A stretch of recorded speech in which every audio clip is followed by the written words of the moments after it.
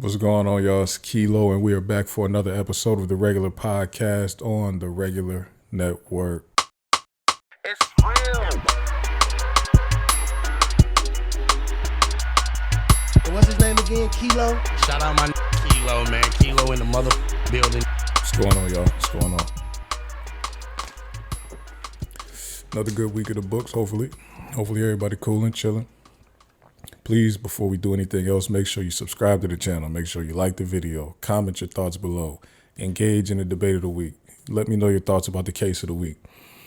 Share this with your friends, family, loved ones, haters. Share it with everybody. How was y'all week? Mine was cool. I'm recording actually on Saturday. I normally record Friday nights, but I'm recording on Saturday because I was trying to read and research, and I was tired. I think I got enough sleep last night, rest last night. I'm a little still tired, but got some good rest. It was some news this week about Shannon Sharpe that I wanted to tap into real quick because it's interesting. It's interesting because some people think that, you don't want to take some things to trial. Like Shannon Sharpe was being sued by the OnlyFans girl, right? Little young white girl being sued for $50 million. And some people think, we rather settle this out of court so we can keep the details hidden, and that will try to minimize some of the impact of what's going on. But really, and maybe it did minimize some things. But it came out this week that Shannon Sharpe was essentially fired from ESPN for good. So really, when the case first happened, when the case first was made public, he decided to step away from ESPN, which it was supposedly a temporary thing. He is supposed to be back by football season. And right now, football season is pretty much starting. Preseason has started this week. And he was supposed to step away, come back by then. He was thinking he would have the case resolved, right? Now, the case has been resolved, but he is not back.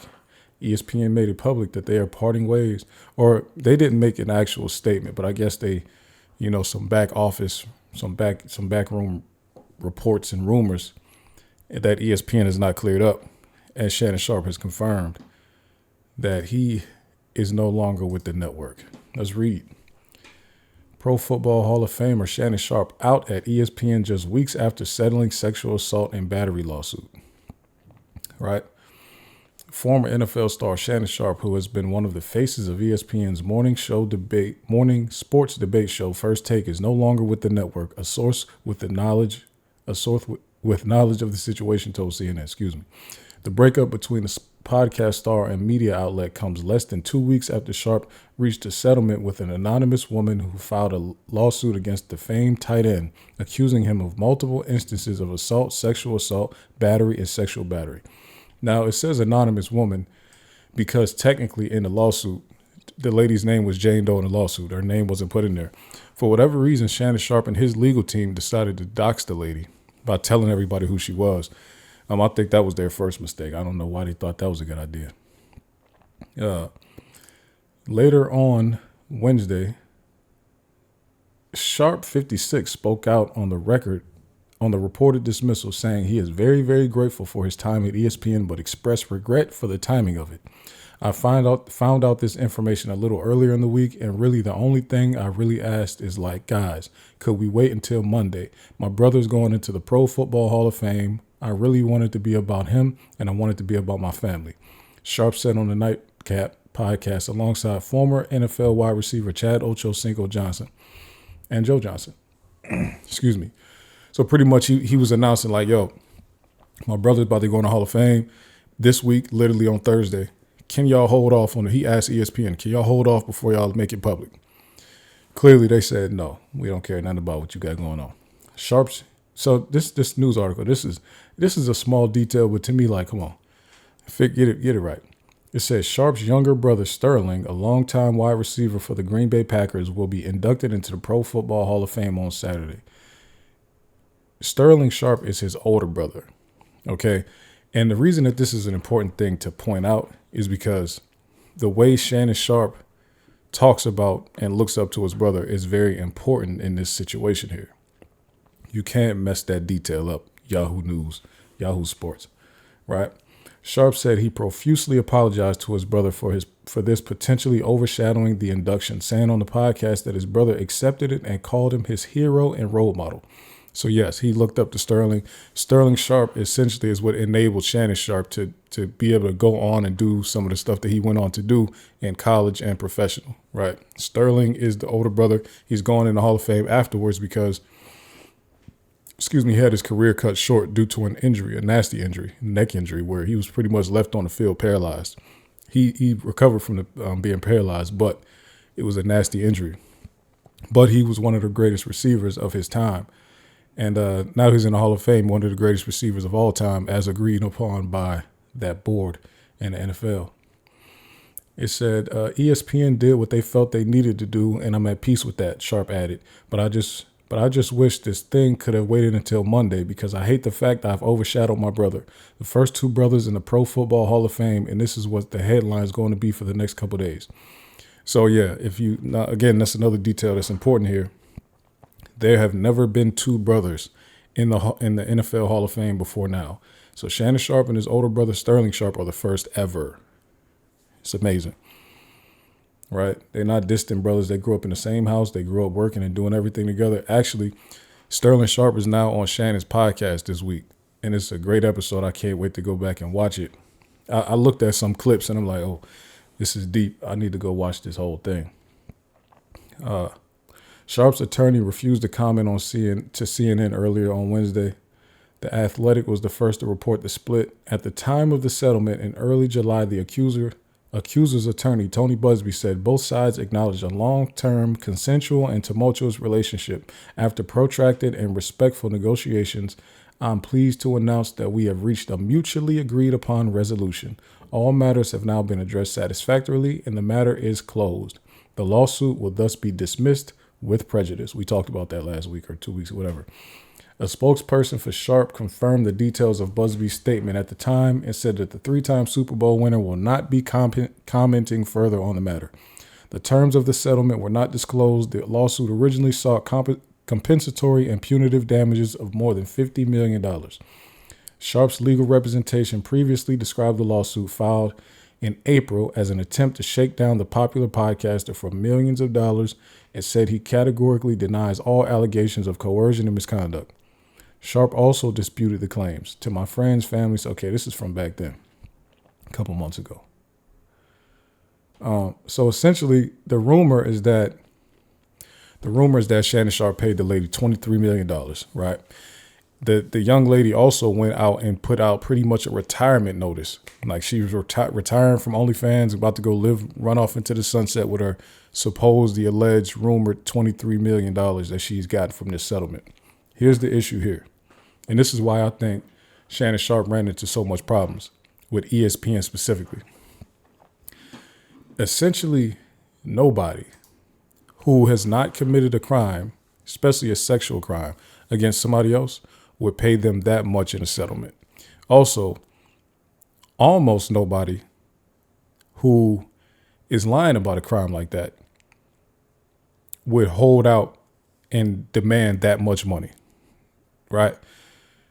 So it looks like if you have agreed to settle with somebody for $23 million about an alleged sexual act that you said was consensual, those two things don't go together. It looks like you paid that much money because you were guilty and you want to stop it from making it to court. The problem with sexual battery, and they say the young lady said the most recent one happened at the beginning of this year, this January. That falls within the statute of limitations. Shannon Sharpe could still be prosecuted for this. Now, with us not hearing about any type of possible indictments or prosecutions, I'm assuming that the young lady has not been cooperative with the police and has only been working with Tony Busby on the civil side to get some money, right? Because Shannon Sharpe is well within the bounds of the law to be prosecuted criminally for this case, especially the way she described it in the lawsuit. It's for sure a crime, and he could go to prison for that. So with the financial piece out the way, let's just, for his sake, let's just say if he did not actually do it, which paying somebody $23 million for something you didn't do is crazy. But if he did not do it, or not saying paying 23 because a judge could make you pay 23 million or order you to pay it, right? The supposed 23 million was his settlement and agreement, right? So that's the part that makes it crazy. You settled and agreed to pay somebody 23 million, and that person was never to come out and clear up to say that you actually didn't commit that crime against them, right? You would never agree to something like that and pay that much money if you didn't do it. So he is definitely open to criminal charges. You know, I'm assuming that this young lady has agreed to never cooperate with the police. However, NDAs do not protect you from criminal acts. I'm sure Shannon has been told that, advised that. His lawyers do not seem to be that good, though, because I remember when the story first came out and they were saying that there was it was a whole thing around a tape, right? Some recording of them in a sexual act, and there was 30 seconds of this clip that supposedly looked horrible. And Shannon said, hey, there's actually 10 minutes of us doing whatever was going on. They should put out the whole 10-minute thing, not just this 30-second clip. And the plaintiffs never actually responded to that. They just said they was going to stand on what they said, right? Shannon is trying to say they're using 30 seconds to blackmail him, right? But with him coming back and paying just a couple months later, that tells me that 30 seconds was either so bad that he knew the public wouldn't get over it, or the 30 seconds does show some type of sexual crime and he knew he couldn't recover from that either. Either way, whether you pay 50 or 23 for something that you say you didn't do, you can never agree to it. And you agreed now, right? So shout out to them. Shout out to Sterling for making it to the Hall of Fame after this much time. And this goes to show you also, because Shannon actually was the one that put the gold jacket on Sterling Sharpe. This goes to show you how great of a player Shannon Sharpe was, right? For anybody who's more on the media side of Shannon Sharpe's and don't really know his NFL career, the reason this is such a big deal, especially in the sports world, is because Shannon Sharpe is one of the best NFL players in history. He's not just, a lot of people making it to the Hall of Fame, but Shannon Sharpe is I would say he's the best tight end ever, right? 3 Super Bowls, and he was an integral piece on all those Super Bowl teams. He won back-to-back with the Broncos, then he went over to Baltimore, won with the Ravens, right? When he retired, he was the all-time leader in touchdowns, receiving yards, and receptions for a tight end. So he held all of the records for tight end. He was one of the best tight ends, I think 6'4", 225 when he was playing. He was just impossible to guard, right? Pretty much played like a receiver, but he was so big that they put him at tight end. So he was unguardable. The fact that they still allowed him on that NFL stage to put that jacket on his brother tells you how great of a player. And the NFL is pretty much like, we don't really care about none of that. This is Shannon Sharpe. We're going to let Shannon Sharpe do this. Because if it was anybody else, the NFL would have not let. The NFL is heavy on your name, reputation, and respectability politics. There have been great players like T.O., Terrell Owens, one of the top 3, top 5 receivers ever. Great career, right? When they figure like they don't want to deal with you no more, they won't let you on their stage. Definitely not when you should be. Or sometimes even when you should be up there, they won't let you up there. If you have any type of transgressions in your background or anything like that, the NFL will pretty much cut ties with you. But they didn't do that to Shannon Sharpe. They let him still come up there, present his brother, be on stage with his gold jacket. So that should tell any of the non-sports fans, like, Shannon Sharpe was one of the people that they would look past some transgressions for.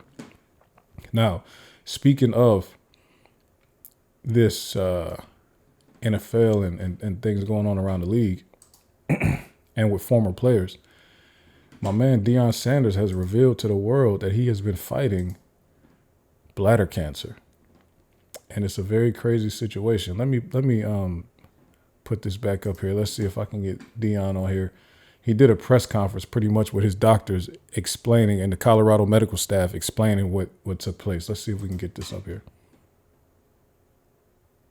My colleague, Dr. Ksoo, but at this point, you have a bladder tumor, and from there, we'll go get it removed, and then Dr. Ksoo, it was, go ahead. Yeah, so we proceeded with removal of the bladder tumor. It showed a very aggressive, Let's go backwards because you guys gave me options that scared me to death. Oh, well, once we knew. We'll get there. I'll get there. Okay, I'm sorry. We removed the tumor. It was very high. So as you can see, he's at, like, there's a Colorado banner behind him. So I'm assuming the medical services that he used were for the company he works for, Colorado University or University of Colorado, right? Which is major because some of these universities have some of the best medical departments in the country, in the world, really. So shout out to them for having the right type of specialists on staff that could help him out. Or I don't even actually know if they actually worked there or if Deion just brought them up there to speak. Grade invading through the bladder wall, not into the muscle layer, something we call very high risk, non-muscle invasive bladder cancer. So we did discuss options. We discussed some options of treatment in the bladder, and we discussed bladder removal as well. Given his commitments to his family and to the team elected to undergo a bladder removal, we performed a full robot-assisted laparoscopic bladder removal and creation of a new bladder. And I am pleased to report that the results from the surgery are that he is cured from the cancer. Now, to me, that was a wild thing to say. Of course, they could be confident in their work, but to say somebody is cured of the cancer, knowing how much cancer comes back and how easily it will come back for people who have had, once cancer is there, it comes back a lot of times for a lot of people. So in reading about this, I learned that bladder cancer is the third most common type of cancer in America for men, right? I did not know that previously. I guess it has a lot to do with tobacco use. I don't know if Deion is a heavy tobacco user, but it has a lot to do with tobacco use. White men lead in incident rates of bladder cancer. However, black men lead in bladder cancer mortality rate. And just in my reading, I learned that has a lot to do with essentially access to proper medical care for it, right? So white men get diagnosed with it the most, but black men die from it the most at a higher rate. Let's look at some. Now, muscle invasive bladder cancer is the one that pretty much shoots it through the roof of your chances of dying from it. Black men lead in this. What is muscle invasive bladder cancer? And this is not actually, let me go. Let me not just read about that. What is bladder cancer? Okay. And because this is important, like I said, it's the third most common type among men, and black men have a high rate of mortality. When we get this, I want to read about it because we need to learn. When cells of the bladder grow abnormally, they can become bladder cancer. A person with bladder cancer will have one or more tumors in the bladder. The bladder is where urine is stored before it leaves the body. Urine is what we call the fluid, the liquid waste made by the kidneys. Right, they're just talking about the bladder. Okay. How does bladder cancer develop and spread? The bladder wall has several layers made up of different types of cells. Most bladder cancers start in the urothelium or transitional epithelium. This is inside lining of the bladder. Transitional cell carcinoma is cancer that forms in the cells of the urothelium. Okay. Bladder cancer gets worse when it grows into or through other layers of the bladder wall. Over time, the cancer may grow outside the bladder into tissue close by. Bladder cancer may spread to lymph nodes nearby and further away. The cancer may reach the bones, the lungs, or the liver and other parts of the body. Symptoms, just in case, you know what I'm saying? You want to do some, if you start feeling some weird things, you know. How to know that you may have bladder cancer. Some people may have symptoms that suggest they have bladder cancer, and others may feel nothing at all. Some symptoms should never be ignored. You may need to talk to your urologist about your symptoms. A urologist is a doctor who focuses on problems of the urinary system and male reproductive system. So men, at some point in your life, you need to go to a urologist anyway, just to check on everything.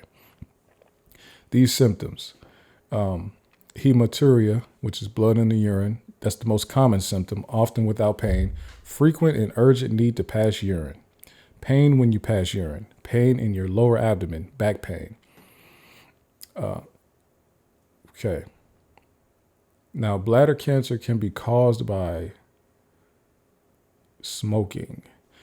You are more likely to get bladder cancer if you smoke or breathe in tobacco smoke. Smoking tobacco may may be the cause of half of all bladder tumors. If you smoke, you are more than likely to get bladder cancer than those who have stopped.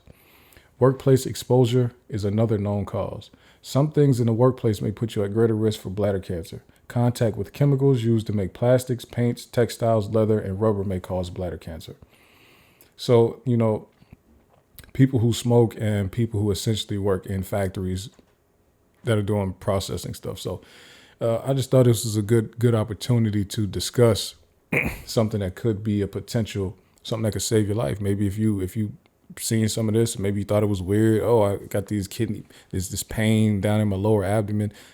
I have seen a little bit of red in my pee a little bit, and you weren't drinking beet juice. Beet juice will turn your pee red. You know what I'm saying? Go get checked out. Black men, because of access to healthcare and things like that, we die from this more and at higher rates than other people. So you definitely want to make sure you get this checked out. Shout out to Deion. They took out his bladder and replaced it with a new bladder, which is, I think they said they took a piece of his intestine and made an artificial bladder out of it. So, but because it's not natural bladder tissue, it doesn't have the same receptives and signals that it could pass back to the brain to tell the body to push pee out. So essentially I seen a video of his doctor explaining it to his daughter, Deandra, and she was telling her that he pretty much would have to press on his stomach at a certain location every, couple hours during the day, every few hours to actually press the urine out of his body, which is, a cold way to live. But I guess they said doing this procedure made it so he didn't have to do the 36 months of chemo and this other type of other treatment that will make him be able to keep his bladder. So it's a crazy way to live the rest of your life. Deion is only like 57 years old, 58, something like that. So, he could live a much longer life. So to have to do that for the rest of your life, because that intestinal muscle will never turn into bladder muscle. It'll never have the instructions encoded in it to know to press pee out. So essentially, until they put some type of, automatic pump in him to pump the pee out, he'll have to press on his stomach for the rest of his life to get piss out. But shout out to Deion, man. I'm glad he survived that. They kept it very quiet, but a lot of people did know there was rumblings of something going on with Deion, but people just didn't know exactly what it was. So his doctor spoke also and talked about how many surgeries he's had since the doctor has been working with him at Jackson State. He's had 14 surgeries for various things. He had toes amputated, he getting his leg operated on, now his bladder stuff. 14 surgeries for a man in his 50s is not the best thing you want to hear. But like I said, shout out to Deion, man. We have our case of the week. The case of the week is a so any rap fans that have kept up at all with the beefs that have been going on in Jacksonville, Florida. I can't say that I have kept up with it, but I do remember when it was a big thing in the news and the rap news about how they was beefing down in Florida, specifically in Jacksonville, in the Jacksonville area, like the North Florida, right? And it was starting to get very violent, and it was starting to get very disrespectful in the songs themselves, right? What they call drill music, but it was getting, they was shooting videos at dudes' grave sites, stuff like that. Like it was getting to that point. At the ops grave site, not at their friend's grave site, like at the ops. You know what I'm saying? Desecrating grave sites and things like that. So we know that these beefs had gone beyond, repair. I mean, of course. A lot of deaths were happening. Rappers getting locked up because of their crews doing stuff or them doing stuff. So there's a rapper by the name of Ksoo, right?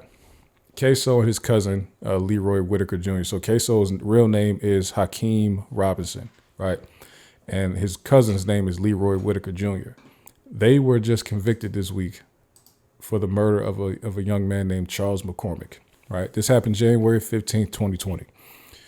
Okay. Let me just, before we do anything, let me just go ahead and read the news article. I got a bunch of notes on this, though. But let me read the news article. Of course, to me, I was saying Ksoo at first, but it's Ksoo. Ksoo and ATK Scotty found guilty of first-degree murder in a rapper's 2020 killing over diss track. All right, this is them. Hakeem Robinson on the left, who was actually a signed rapper, and Leroy Whitaker Jr. Hakeem Robinson was cool with Youngin Ace, if you're familiar with him, Youngin Ace. Another big rapper, I think, also got wrapped up in a murder case. I got to look it up. He was definitely his name was definitely thrown around as it relates to some murders. I'm trying to think if he caught his own case. I can't remember. Investigators say Charles McCormick, known as Lil Buck, was killed in 2020 over a diss track about Willie Addison, who was Robinson's half-brother. Both Robinson and Whitaker are alleged to be part of the ATK gang. State Attorney Melissa Nelson released the following statement after the verdicts were handed down. 5 years ago, Hakeem Robinson and Leroy Whitaker stalked a man and gunned him down in broad daylight because of disputes and drill rap. Today, a jury held them accountable for their brazen crimes. This was an incredible effort by law enforcement and our team that takes two killers off the street. Thank you to the jury for their time and dedication. Robinson's family did not want to speak after the verdict. Whitaker's father described what it was like hearing the verdict. I feel like a fire truck just ran into me, man, and backed up, put it back in drive and ran over me again. I can't describe it. Just excruciating pain right now that I'm going through, he said. Robinson's attorneys did not want to provide a statement, but told Action News Jax's Madison Folio that they are very disappointed with the outcome. Sentencing for both Robinson and Whitaker is set to be scheduled on September 8th. Defense attorney Chris Carson, who was not involved in the case, told us what sentencing would look like for these charges. So given that this is not a death penalty case, the penalty is essentially mandatory life in prison, Carson said. Okay. Well, Leroy Whitaker was hold on. Okay. All right, this is messed up. All right, let's describe what happened. Let's paint the scene a little bit. All right. So essentially what they're saying occurred, right? In January, literally exactly a year before the Charles McCormick murder, January 15th, 2019, Mr. Addison was killed. Willie Addison was killed, right? He was killed by some people, but he was in a car. When he was killed, he was in a car full of people. One of the people he was in a car with was Abdul Robinson Sr. He was in a car with Abdul Robinson Jr. He was in a car with Sammy, and he was in a car with who else was in that car? He was in there with Sammy and somebody else, right? Everybody in the car was shot, right? Everybody in the car was shot. They all had to recover. They made it to the hospital. They all had to recover, but Willie Addison actually passed away, right? In the time, over the next year sometime, right, towards the end of 2019, the guy Charles McCormick is like a local rapper named Lil Buck. He made a song, and he dissed Willie Addison, who was killed almost a year prior, right? So he made that song dissing him, and the family of Willie Addison got wind of it, okay? They decided, or they went and congregated, told each other what happened. On the anniversary of Willie Addison's death, some people, I guess, went and saw Charles McCormick in public, and this is 2020 now, and he was gunned down, right? He was gunned down. An off-duty police officer sees the killing, chases these guys. They crash the car, get out the car, and run away, right? While they're running away, a call is made to the dad, who was Abdul Robinson Sr. He comes and picks them up from a house that they're hiding in, right? Picks them up, takes them back to his house, helps them get rid of their clothes, evidence, and all this type of stuff, burns the clothes somewhere else. And then shortly after, the case is brought forward, right? Now, I need to get into some of the testimony because what ended up happening is the dad, who was Abdul Robinson Sr., he ends up becoming a star witness for the state, right? A star witness in this exact case. But we have to get into it because it's going viral. It's wildly viral. But we need to get into it because it's really disgusting, honestly. This is how I feel about it. It's highly disgusting. I mean, really, and that will also lead us into our debate of the week, but this is very, very nasty work here. Let's just go to the early part where he's asked why he's testifying against his family. Right? Let's go into why he's testifying against family. 2370. Now, sitting here today, you realize that you are testifying against not only co-defendants, but family members. Yes. Why are you doing that? Well, I have a number of reasons. And what are they? I got some health issues. I got 2 6-year-olds and an 8-year-old daughter. And, you know, when my 8-year-old daughter asked me when I'm going to come take her to the daddy-daughter dance. Objection, hearsay relevance. Overruled. You can answer. When she asked me over each year when I'm going to come take her there, and I keep letting her down.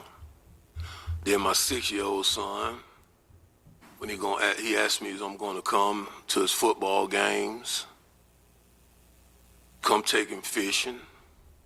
My other 6-year-old, he asked me, when I'm going to come see him, when he begging me, please come see me, Daddy. He want to teach me how to play the game, but he don't know where I'm at. You know, things like that. My health issues. What health issues do you have? I have diabetic. I'm diabetic. I'm on high blood pressure. I suffer from congestive heart failure. I just found out June 25th that my kidneys is failing rapidly. Has becoming a witness in this case negatively impacted your relationship with your entire family? Well, I really don't have no more relationship with my family, besides one person. So if part of your family completely cut you out? Yeah. Okay, real quick. So essentially, he's telling them I'm testifying because against about family members, my kids and my little cousin, or my kids and their cousin, because I have these other kids that I want to be there for, right? And by the way, this person has been locked up since early 2020. He's been locked up ever since then. Excuse me, not early 2020, but September 2020, right? The man who's testifying right here, Abdul Robinson Sr., he's been locked up since then.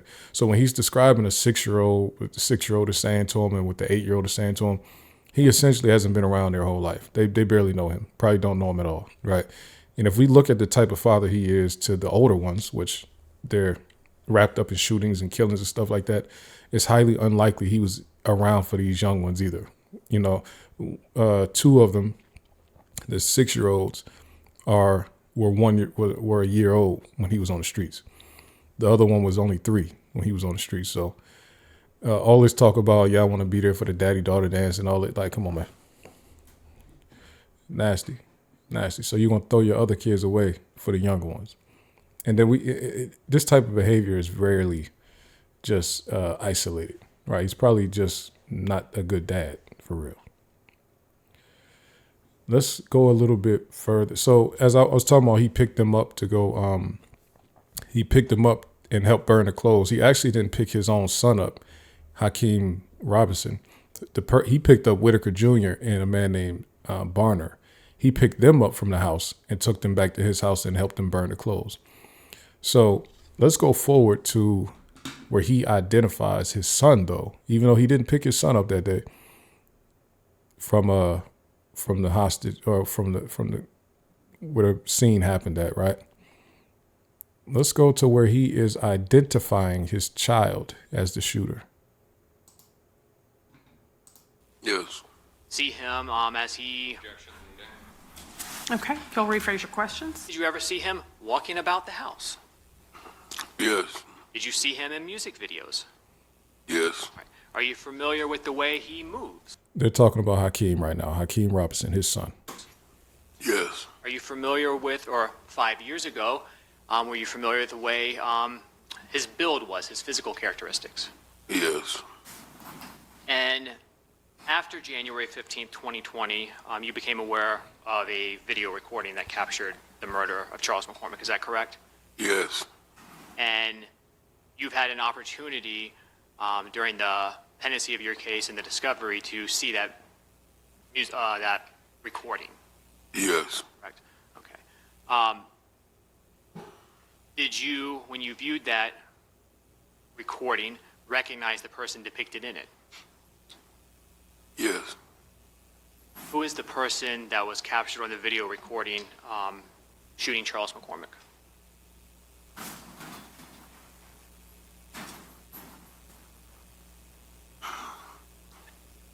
My son. What's your son's name? Hakeem.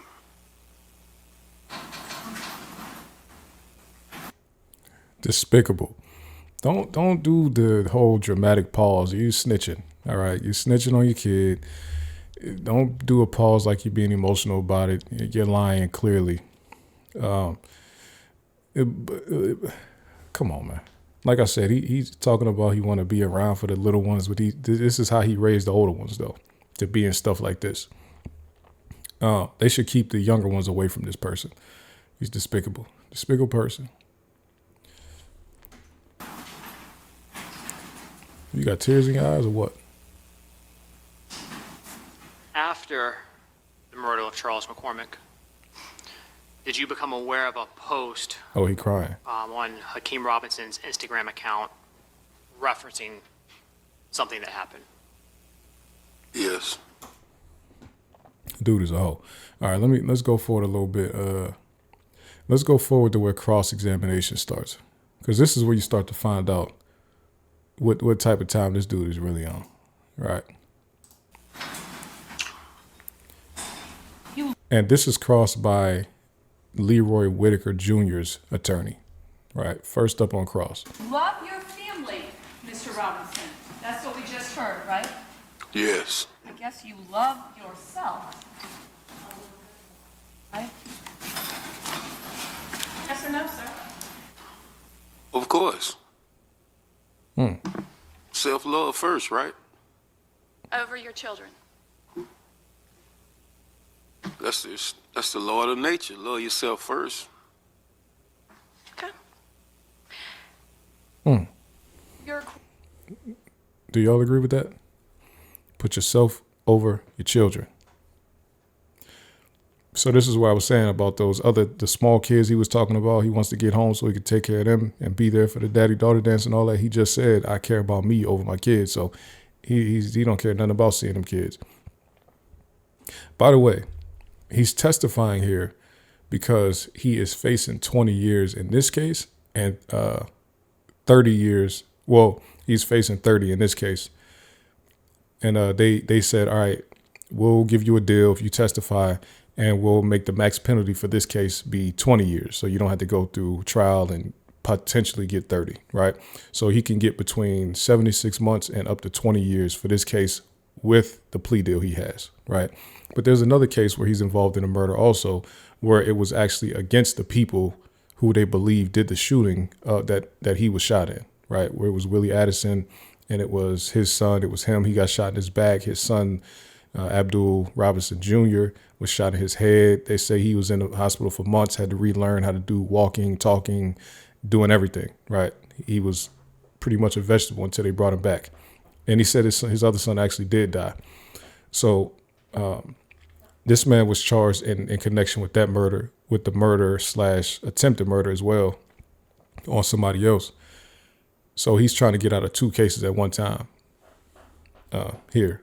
So he's facing 20 in this case, right? He could potentially be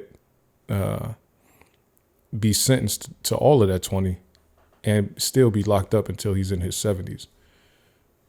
Let's keep cooperating in this case, correct, sir? Correct. This is not your first cooperation, is it? No, You've somewhat made a career out of it, have you not? I wouldn't say career. long time snitch. Well, you first testified against an officer Officer Eric Sinclair back in Relevance.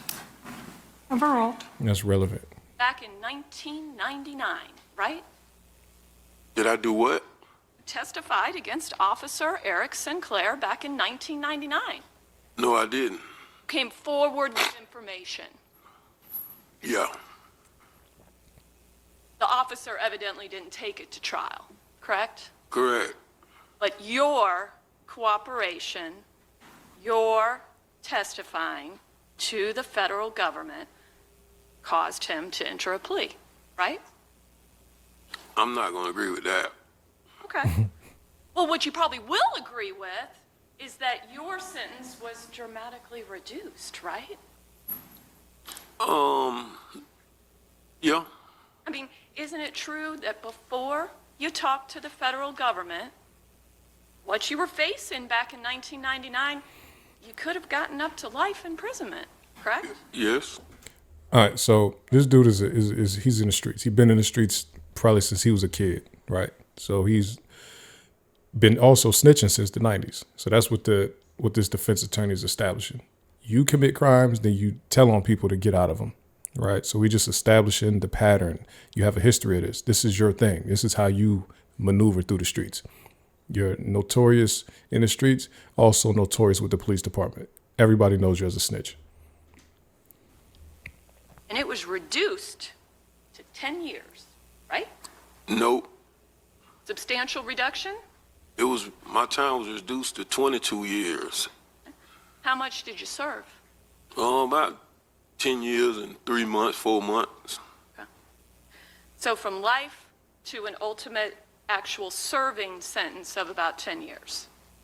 Guess what? It was a law change, and that's how my time got reduced again. Well, and your cooperation, sir. Yeah. Right?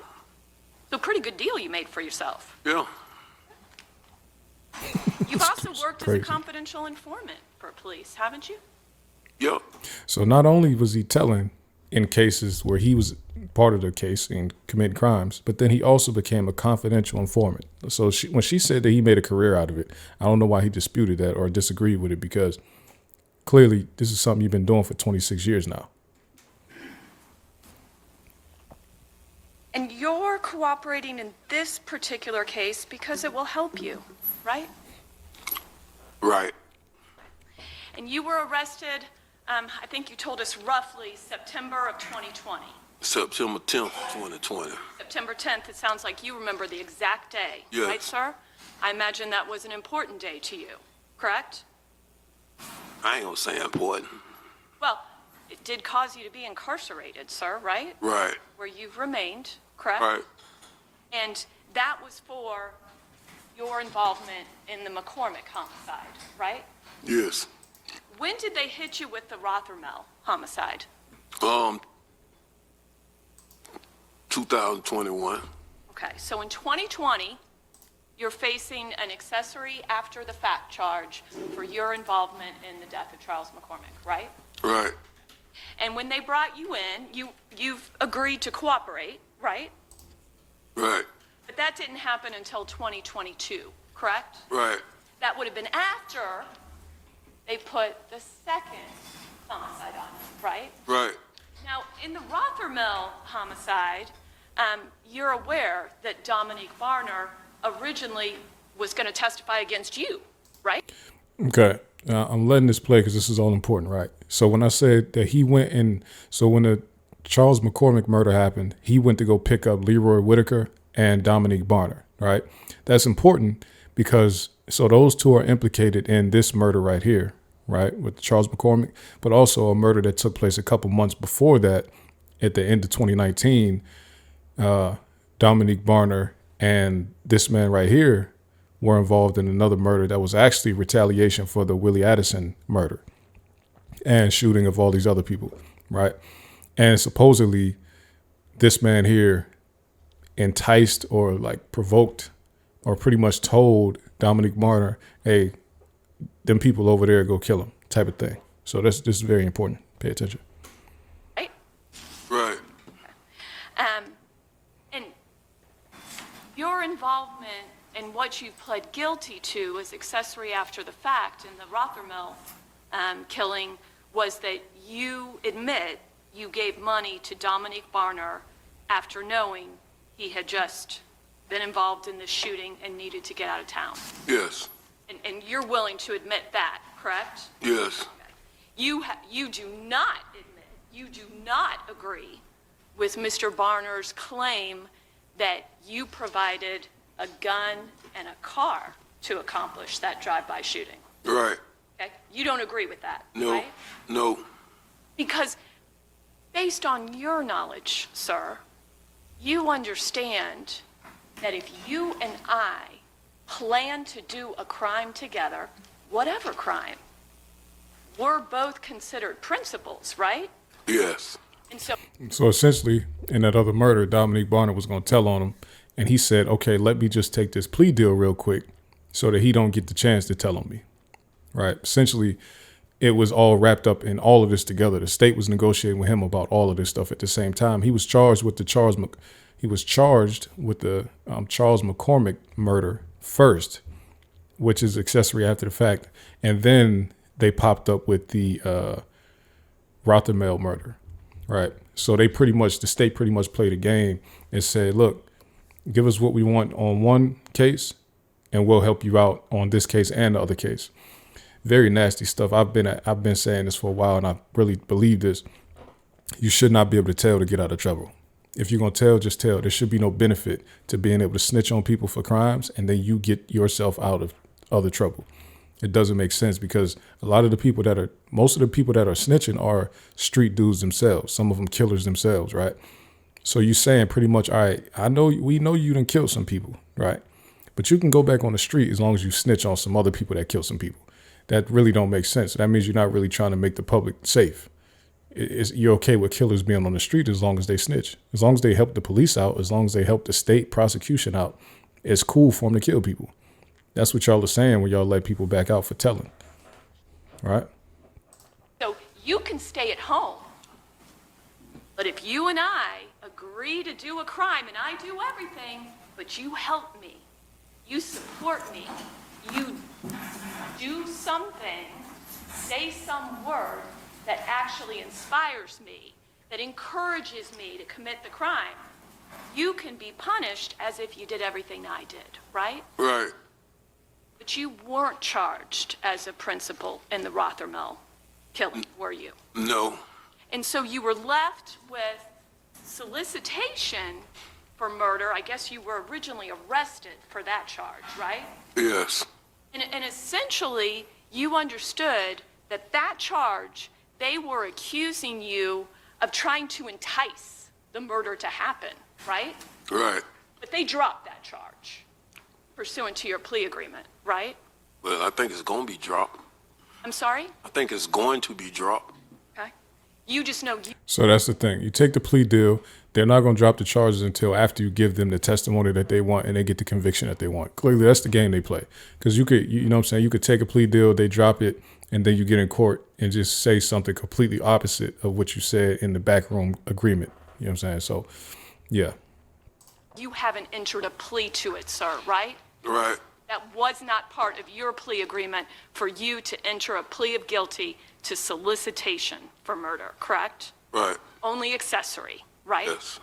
And accessory after the fact, you understand, and you understood before you entered your plea agreement, that that's punishable by up to 30 years. Yes. Yes. So when you have two of them, that means that you could be sentenced up to 60 years, correct? Correct. But in 2022, when you agreed to come forward and cooperate, they cut your exposure by 2/3, right? Yes. I mean, I've never been super great at math, but 30 plus 30 is 60, right? Right. And your plea agreement for the death of two human beings calls for a maximum of 20 years, right? Right. And your actual guidelines are only about 7 years, right? Right. Now, keep in mind, he's looking at 20 years for all of this, right? Murders and all this. He keeps on coming to this conclusion that, hey, or he's not coming to the conclusion. By cooperating and doing all the snitching that he's doing, he keeps on framing it under oath and to the police that, hey, I'm not involved in these murders in the way that, like, I didn't tell them to go kill nobody. I didn't help them kill nobody. I just saw some young guys in need of help and I helped them get away. Right? That's my only involvement in these. Even though I was one of the people that was actually shot, I don't want to see revenge on any of these people that keep dying or keep being shot as it relates to my shooting, right? The retaliation for my shooting, me being shot. I don't want revenge, right? They want revenge, not me. My sons, they want revenge. Me, I don't want no revenge, right? And the state is actually taking this and using it as some type of factual evidence against defendants. It's kind of crazy. So somebody that essentially is a career criminal that's been involved in many murders and cases where he could have got life himself and even has some convictions, but because he keep telling, now his guidelines are only where it would be recommended that he gets 7 years in prison, right? And he could get out sooner than that. It's very crazy. It's crazy that the state employs that type of tactic, right? Very dangerous individual and such a bad parent because he's raising other dangerous individuals and releasing them into the wild as dangerous individuals, right? So the fact that they're not seeing it as we need to get him off the streets because he's not only not that good of a person himself, but he's taking kids, ruining them and sending them off to do horrible things as well. And then he keeps on skating past any type of reprimand. All he got to do, because he know the system, all I got to do is tell on somebody. I get right up out of there.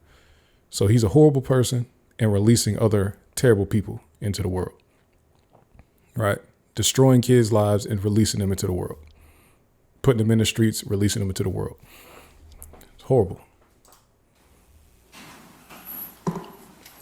Let's go to cross from the other side. Let's go to cross from Robinson's cross. I think Robinson has some good cross too. I guess it wasn't good enough because he still got convicted, but I thought it was good. There again? Your community, your family, those people that know you best in this world are in this courtroom right now, right? I don't think so. You don't see family sitting there? Nope. You don't see Hakeem's mother sitting there? Oh, yeah, I see her. Now, of course, she knows you, right? Yeah, she know me. A moment ago, you said that you are a two-time convicted felon. And let's jump into the first time. In the year 2000, you were sentenced to 262 months in federal court, correct? Yes. Hakeem was an infant at that time, right? Yes. You go away for roughly 10 years. Right. Now, you said a moment ago that you disagreed about cooperation. You got what's called, the government filed a 5K, right? Yes.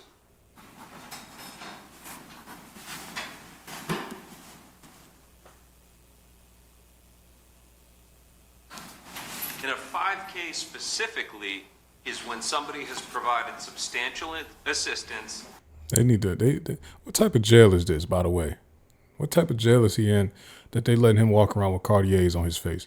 Them need to be snatched and not. But what type of jail is that though? For real, honestly. In the investigation or prosecution of others. You agree with that? Yes. But you disagree that you got a reduction because of cooperation? No, I don't think I disagree with that. She said testifying. All right.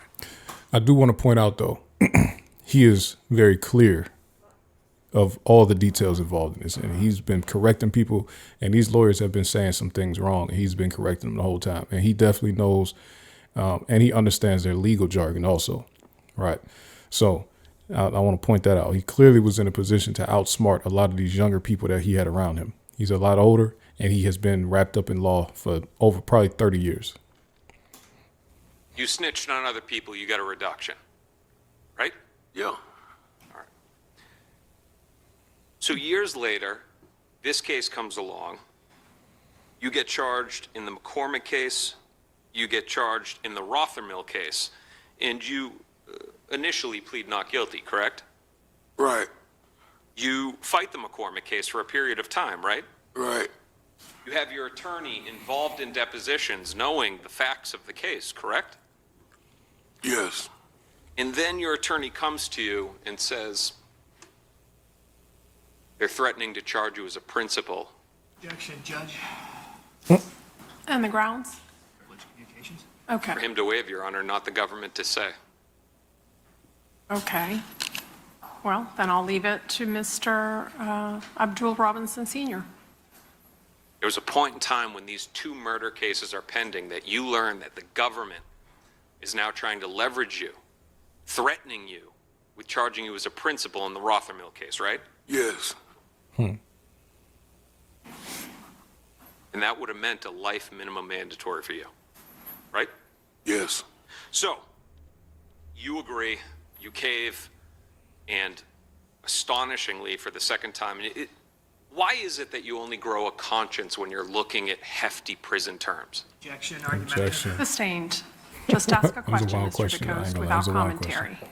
Previous case, you were looking at life, you cooperated to get out of it, right? yes, Once again, you're looking at life, and you decide to cooperate to get out of it, right? right, Now, This dude don't you're care, hoping bro. that the recommendation is going to be that you serve for all of your crimes only 76 months, right? I mean, yes, All right. That's what you have in writing with the government, right? yes, And you've served a majority of that time already. right, So that means that within a short couple of months, maybe 12, you're going to be back walking the streets of Jacksonville. yeah, That was the price of your testimony. Right? right, You had to Despicable. cooperate and implicate your two sons, but it got you out of custody. you say implicate them? You had to point at your sons. Let's back up for a You second. so this is what I mean about him being clear, right? Very clear, very detail-oriented person. This is the defense attorney of Abdul Robinson Jr., right? He said you had to implicate your sons to get out of this. And then instead of senior just saying, yeah, because that most people would just say, yeah, they're not looking at the detail that much. Robinson Sr. is making a distinction between he did not implicate them. Right? They were already arrested and implicated. There was eyewitnesses out there. They were already found and everything like that. They were caught. He's just saying that he identified him on the video. You know what I'm saying? He said that was him on the video. He didn't implicate him in the crime. He just said that was him on the video. You don't want to agree to that. That's why the attorney is rewording it now. Second. At the point in time that they leverage you with life on the Rothermill case, they had already arrested your son and said that he was the one that committed it, right? No, you confusing me. Okay. Let's break it down. You said a moment ago that the government sent a message to you that they were going to basically indict you on the Rothermill case and that you were potentially looking at life. You then decided to cooperate. You remember that, right? Right, Okay. They had already, on this case, through the evidence, through the depositions that your attorney was at, they already believed that Hakeem was a shooter, right? right, All right. So it wasn't something that you came forward and like, hey guys, let me help you understand the case. You just agreed to their narrative. no, I didn't agree to their narrative. They asked me what the conversation was when I picked them up. Okay, let's move on here. Let's go forward a little bit. Let's go forward to, I like the narrative that this defense attorney is about to try to paint around the dad kind of being mad at Hakeem Robinson because he did not choose him to be his manager. Let's listen. Now, let's talk about Hakeem Robinson. Hakeem is 6'2", 6'3", your words? Yes, Well over 200 pounds? yeah, 230, 240? about 2:30.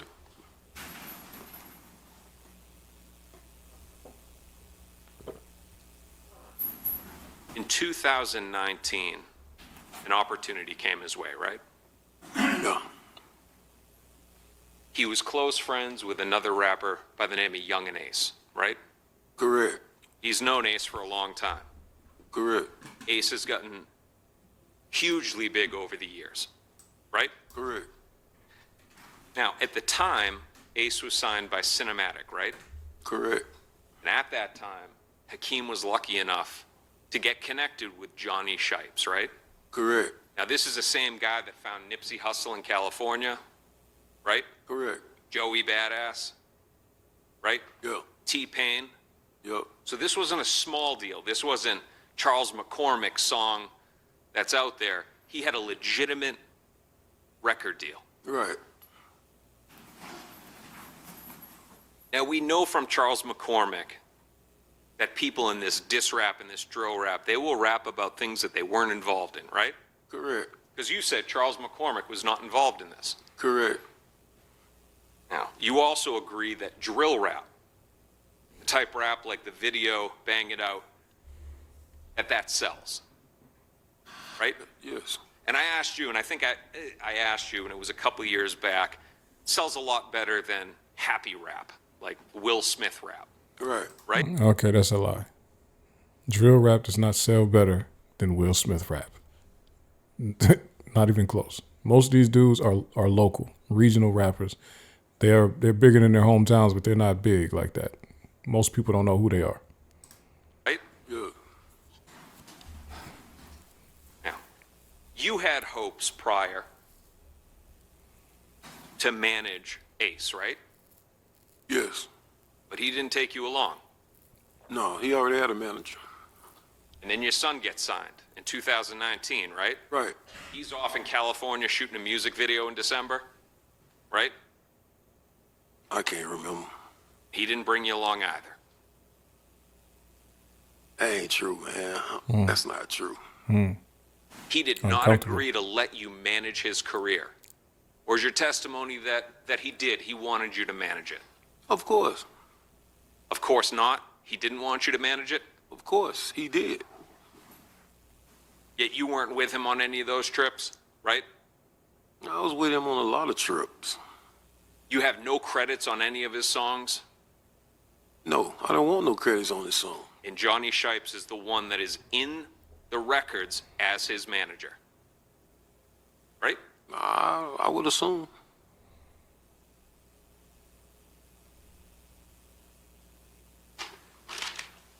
So let's now talk about. I think that's a nice little make him look. Now I'm saying nice because I just think it's a good angle. Again, clearly it didn't work, but another good angle here: the motives of others. The day before the murder, that white car that you already let us know, you drove that white car over to the JSO property facility, right? Yes. You remember that? Yes. Now let's talk about the motive of others. Your testimony is that Hakeem Robinson, who was not shot, who is not biologically tied to Willie Addison like you, that somehow he had more motive than the other people that were actually shot. Right? Say that again. We're talking about the people that would have had a motive to be upset at Charles McCormick, okay? Right. You, Butter, and Brown, Blue, Butter, Brown, I'm going to trip over that if I say it fast. The whole thing about P Money was because you believe that he was behind Willie's murder, right? Right. Okay. So now Charles McCormick comes along and he's putting out a song. He's not signed to a record deal, right? Right. His song isn't getting any traction. Right. He's nowhere near the level of Ksoo, Hakeem Robinson, right? Correct. But your testimony is that was a motive enough for murder. That's your testimony, right? It's this song? Yes. Yeah. Okay. But there's a whole list of people that would be way above him to have the motive to kill Charles McCormick, right? Right. Including you. Nah. No? Nah. You'd have no motive to kill a guy who's basically laughing about the night that you were shot. I mean, not me. Now, I want to say, he is able to sit up in the court and do this because it is legal and allowable for states to give people deals to dramatically reduce or eliminate their prison time if they tell on other people. Right? This is why he's able to do what he's doing right here, making a mockery of the whole thing, throwing his sons under the bus because he knows I could get home. Shouldn't kill him pro se myself? Look, all I know is this. I'll put this into question. You claim that the phone that's used by the shooter, that's registered in your name. Last clip I want to look at. Right? Oh, excuse me, Daryl Watts. Last clip. Right? Right. Had a perimeter, and they had hundreds of officers trying to find the shooter that was running through neighborhoods. You really think I would have went through there if I seen all those police and all that? Or a drone and a helicopter and all that? You think I would have went up in there with my car registered in my name? You don't want me to answer that question. So why don't you stick to answering my questions and not asking me them? It's a life you live, right? You live this life in the streets, right? Nah. Or wait, are you telling me that you, as the patriarch of the family, that basically these kids come by and say, hey, Blue, go do this? They didn't call Leroy Whitaker daddy to go get it. They called me. They did. What if they would have called some? I would like to see how they would feel if they would have called somebody else to go pick somebody up. They didn't. They called me. If I would have knew something was going on, I wouldn't have never went. All right. Think I'm gonna go over there in my car with. All right. This is important to hear him say because Charleston White just went viral last night pretty much talking about this part of it where he's saying they didn't tell him what was going on. Had he known what was going on, he wouldn't have went and helped them, right? First of all, that's a lie. He knew what was going on because all of this is because of him. All of this is about him. All of this is about the life that these people are chasing. They're chasing his life. Stories they heard about him. So they want me to believe that he raised them up to be like this, do this, hang with people that do this, that live like this. But he wasn't. And then they're going, they spinning, they pretty much slide on this dude because of the disrespect of him in the night he got shot with his kids and all this other stuff, right? And he want me to believe that he didn't know. He said if he would have known what was going on, he wouldn't have helped. But he just said in the Rothermel murder that he helped Dominique Barner get away, knowing what he had done, gave him money to get away. So now he's trying to flip it and say, no, I wouldn't have helped my kids in a situation like this, but I would help this other guy. Which, matter of fact, Dominique Barner was the person he helped in both situations. So I don't believe him. And I don't know. With my phone and knowing something going on, I would like to been, if I would like to been involved in a crime, I'd like to know that I'm involved in a crime. Let me know that, okay, it's a crime happening now. Let me know something. I was in the blind. So you're a victim in this case, right?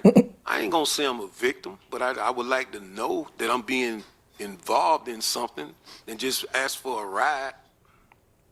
Ain't nobody just asked you for no ride, man. All right, so then after you know about it, you're then cool with going to burn clothes, right? Yeah, Exactly. I didn't know about it. Soon as he quote unquote found out about it, now okay, let me get rid of it. Let me start burning clothes for y'all. He just said he wouldn't even win if he knew what was going on. All right, we done with this dude. Dude is a goof. But the debate of the week. The debate of the week. Give me a second here. He's a goofball, man. If you're a black man, you have kids. First of all, I don't care if you're on the streets or not. If you lead your kids to the streets, you're a failure. You failed. Bad, too. If you was in the streets, if you got in any type of legal criminal trouble and your kids get in the same trouble you got into, you failed. I don't care what you end up going forward to do in life later on and all this type of stuff. You failed. You at least failed those kids, right? There's no way to fix that. But this dude is like snitching on him is irreparable. You can't fix that with nothing. I don't care if somebody went on his Instagram page talking about, oh yeah, I know all the fans. Y'all gonna say what y'all want to say about him, about Blue, but y'all don't really know all the details. What more details we need? This man is under oath, testifying against his kids. Right? He watched a video of a murder happen and said, oh yeah, that's my son. Let somebody else identify him. Why would you do it? Oh, self-preservation is the first law of nature. That's what they say. That's what he said. The debate of the week. If you have personal knowledge of your child committing a crime, do you assist the government in their arrest and conviction? I'm saying if you're a parent and you have personal knowledge of your child committing a crime, do you assist the government? That's police, prosecution, and judges, whatever. Anybody that wants help. Do you assist them in the arrest and conviction of your child? That's the debate of the week. Y'all let me know what y'all think about that one. Man, that one is just so nasty to me because, like, he about to be let back on the streets. You know what I mean? And it ain't like he ain't dangerous. And it's not like clearly his friends condone this type of behavior because whoever's running his social media account is defending him. So he really ain't going to have too many problems. He's in jail right now with Cartier glasses on. Ain't nobody took him off his face. He don't look like he got no bruises. His head ain't cut open. Like, so clearly around in that area, wherever he at, they condone that type of behavior. It's bad enough to snitch on anybody, but you telling on your own kid and your kid, and this is a first degree murder case on your kid and his cousin, right? This is despicable behavior. And I know some people might be like, yeah, committing murder is despicable behavior. It is. Raising people to commit murders and assisting them while they do it, and then telling on them after they do it is despicable, is worse to me, right? Releasing bad people into the atmosphere is worse, okay? Let's move on. The last thing I'm going to touch on, I do have other topics, but I'm going to save it for next week because I'm going long and I'm hungry. Now, something has come out that Donald Trump's putting out a memo now. Let me share this here. Donald Trump has put out a memo and they are talking about more pressure on DUI stuff. DEI, I said DUI. DEI. DOJ memo. Presses federal funding recipients to nix DEI. Let's read. I'll get this off the screen. Attorney General Pam Bondi said that the Trump administration is prepared to restrict funds to entities that use diversity, equity, and inclusion practices and a move likely to impact universities and K-12 schools as well as others. Entities receiving federal funds, like all other entities subject to federal anti-discrimination laws, must ensure that the programs and activities comply with federal law and do not discriminate on the basis of race, color, national origin, sex, religion, and other protected characteristics, no matter the program's labels, objectives, or intentions, Bondi wrote in a Tuesday memo. The Attorney General listed race-based scholarships, hiring for underrepresented groups, and creating safe spaces, quote-unquote safe spaces, as among the prohibited practices. The memo also gives a number of targeted examples of what the administration considers to be unlawful use of diversity programs, arguing they violate civil rights laws designed to protect from discrimination based on race, sex, religion, and other characteristics. In February, Bondi issued a similar memo saying that the Trump administration was prepared to bring civil rights cases against private companies for using of DEI. The latest push comes as the Trump administration has taken a number of moves to target universities and cities and cites a number of examples largely specific to college settings. The Justice Department specifically highlights scholarship programs, saying they must not target underserved geographic areas or first-generation students if the criteria are chosen to increase participation by specific racial or sex-based groups. Instead, use universally applicable criteria such as academic merit or financial hardship. So I saw like a repost from a blog or whatever. They pretty much saying that that the Trump administration is essentially saying it will be illegal to go and promote or recruit college enrollment from black people, right? Or black or Asian, whatever. Let's keep reading. That's how that's being interpreted, right? Beyond measures directly designed to promote diversity, the memo said entities should guard against activities that could be proxy for DEI. Among the list of things that the administration says should be restricted are asking job applicants to demonstrate cultural competence, lived experience, or cross-cultural skills in ways that effectively evaluate candidates' racial or ethnic backgrounds rather than objective qualifications. By the way, there are no objective qualifications for a job. Okay. All of them are completely subjective and, somebody just made them up. They're not fact-based. Also listed are any questions that ask people to describe obstacles they have overcome or submit a diversity statement. While the memo also advises against programs that elevate women, it said exceptions must be upheld for athletic settings, specifically targeting transgender athletes. So essentially, they find issue with any of the separation of anything except gender and athletics, right? Which is funny. So that means that that there's some situations where you might need to make a separation or a distinction between people. Yet they only want to uphold that distinction when it comes to athletics, right? So unfortunately for myself, I can say I didn't vote for this. For the people that felt like, oh, if you're not supporting Kamala or whatever, then you must have voted for this or you must have supported. No, didn't support it. Haven't supported it. However, I don't think that this is the end of being able to make programs that can figure out a way to target black people. First of all it's just the same way as if they were doing college recruiting at a school or in a neighborhood that's 90% white. They're not saying, hey, we're quote unquote, they're not deliberately saying, hey, we want white kids to go to the school. That just happens to be the neighborhood or the community that they went to go look for college kids. All you have to do is go in that neighborhood and say, hey, we're looking for people that have the best academic success. So if you still say, all right, I want black people to go to this school, then you say, okay, well, I'm going to do my recruiting in Atlanta and I'm looking for the scholars in South Fulton with, 4.0 GPAs, right? So I just happen to be in South Fulton. I'm not here looking for black people. I'm just in South Fulton doing my recruiting. I'm looking for people with the best grades in South Fulton, right? So it's very easy to get around this stuff. These things have been around for a long time. We don't even have to get the panties caught in a bunch around this. This is not a big deal, right? Only reason some stuff becomes a big deal is if, let's just say, Howard University is doing something and then somebody gets offended and says, oh, I want to bring a lawsuit against them because I noticed that they did X, Y, Z.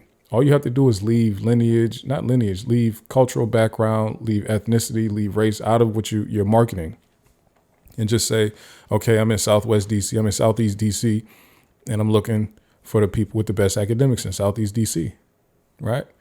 That's all you got to do, man. We don't have to make a huge thing out of it. It is annoying, though, to have to try to figure out ways around it. But these other groups have done that for a long time without specifically calling out that they are doing it. Really, it's just about the decision makers making the right decision to still continue to choose black students. Choose black students to give scholarships to and choose black students to give enrollment and access to, right? And it becomes one of those things that is just an unwritten thing. You don't have to document everything that you do when you are up against your government.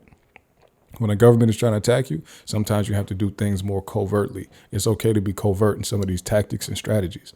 That's the way I see it, right? Because I am as tired as I am, I'm gonna go ahead and let that be the end. Y'all, please like the video, subscribe to the channel. Do not tell on your kids. No, that's how I see it. If you put them up to the crimes, right? Like the video, subscribe to the channel, comment your thoughts below on the case of the week and the debate of the week. And y'all have a good week, man. Peace out. Share this video too. Easy.